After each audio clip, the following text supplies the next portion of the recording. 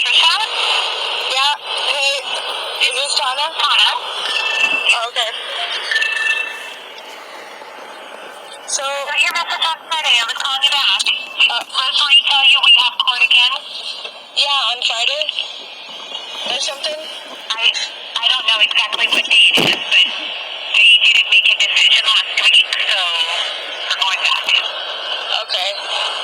Like Logan told me a little bit about it. He said that they said something like that's not what they were there for that day or something, that they'll review it like the next one. So that's on Thursday the 29th. Okay. And then like if they say he can go home and everything, because I pushed work back just in case they say yes and stuff. I was gonna just come down, but then I didn't know. Like if they say yes, if there's like a couple days where they gotta process paperwork or a week or what. Yeah. Trisha, I would hold off on making any plans. Again, we don't know if it will pass with Mom. And we're finding out what because the judge is also hearing of your calling the governor in Utah or some director, I don't know. And so he's gonna look at everything when he makes his consideration. Okay.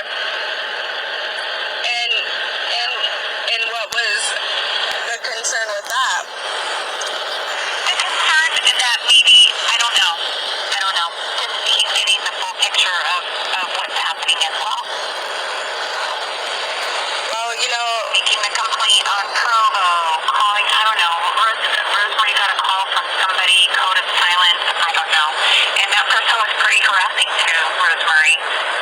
So there are some other concerns at hand as well. But we have to find out what the judge is going to order. Well, I don't understand why the judge would see me advocating for my nephew. I was really upset that he went in there in the first place, and he was a foster care kid, and they isolated him, during a stabilization phase, and then, he told me stop putting hands on him, Like, I think any parent, not that he's my biological child, but any parent or anybody that has a child that they love, like, would have done the same thing. And I agree, Trisha, and everything that has been brought up has been investigated.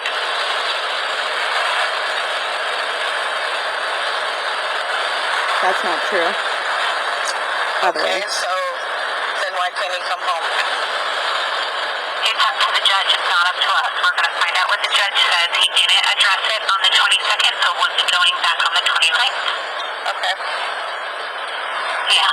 So, and as soon as we know what the judge's decision is, we will let you know. I just would really like this to be over, and, Logan's dad said you guys said some pretty nice things, so I really appreciate that, and, I just, he went to Provo, and, like, the first thing, that he told me is, they restrained him and all this stuff, and a guy twists his arm, and it's just like, and the laundry list of medications that Logan's been on is also, like, really upsetting.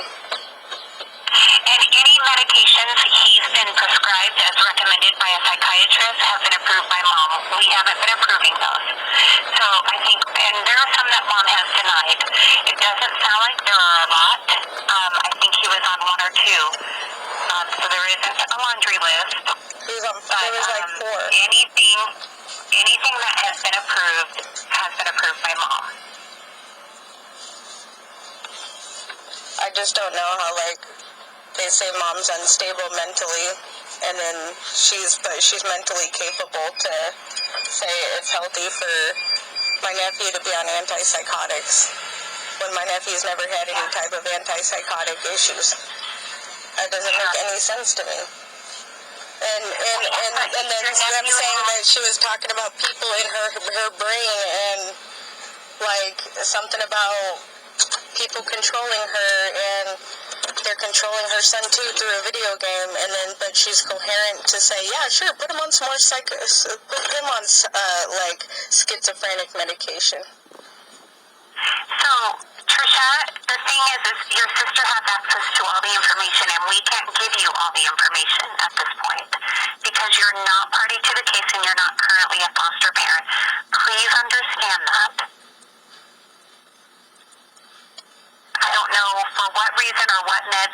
5. He was not on 4 when he left. When he left. And when he left Provo, and your sister has heard explanations of why a psychiatrist has prescribed certain meds, and she has denied at least one that I'm aware of, but I don't know precisely which one. All right. Well. So I know you're anxious. I know this is hard. Believe me. It's just, our last conversation, my last conversation with Rosemary, she was upset that Logan had called her names, and then she said, well, he needs treatment. We're just going to probably have to have him stay here, and I just felt it was what are you talking about? You guys are saying he can come home, and then all of a sudden, out of nowhere, it was left field, and then she said it's not up to, even if the judge says he can come home, it's up to the Department of Social and Health Services. And I said, what do you mean? You guys have told me this whole time that it's up to the judge. And it is up to the judge. He has to grant it. But Trisha, what I'm trying to say is the Logan you know is not the Logan we know. And the current behaviors Logan displays merit him being in residential treatment. And that's the concern. And this happens. This happens with some kids that come into care. So but you just told me the other day that you guys don't have residential treatment. We want him stable. What we're fearful of is he'll get to you, and then he's going to continue with these behaviors, and it's going to be too much for you. I don't understand why I'm fighting for my nephew like he's a criminal. I would do anything that any parent would do that loves a child. You're in no doubt, Trisha. You are the rock star aunt who is advocating for him. Nobody is denying that. It's just you guys always say whether or not I can handle him or whatever. But I'm trying to explain to you guys that when he comes back to me, he doesn't do that. And he's been in these situations before. And when I did have him, yeah, he had a little bit of problems when it was homework time, and then after about a week or so, I got him into counseling, and then everything totally stopped. And it was totally mellow. You've been in these situations before. I'm saying I've had him before, and when I first got him, when it was homework time, he'd be really upset to do homework. He would get frustrated, and after about a week, it all went away. Got it. Okay. Yeah. And so it's just I guess the thing is there's a lot of it seems more or less that somebody had reported something and Rosemary asked me who they were, and now it's I can't have Logan, because that's what it seems like. Trisha, please do not twist my words. That is not what I'm saying. What I'm saying is it's not helping that somebody called Rosemary and was harassing her and asking for information she can't have. I don't know who called. You don't know who these people are or understand why they're even calling us. I don't know who called Rosemary. So, again, I get a text message. Why they're calling you? Huh? Do you know who this agency is that's calling? I've never heard of anybody calling Rosemary. No. Somebody from is it Code of Silence? I don't know. I know those people, but I've never heard of California, and I've never heard of them calling her in somebody particular. called Rosemary. Well, that's got nothing to do with me, whoever called, but I haven't heard of anybody calling anybody. Okay. Well, I'm telling you somebody called. Okay. Yeah. Well, I'm not in control of other people, is all, I'm not. So. Well, and that's okay, because Rosemary didn't give them any information.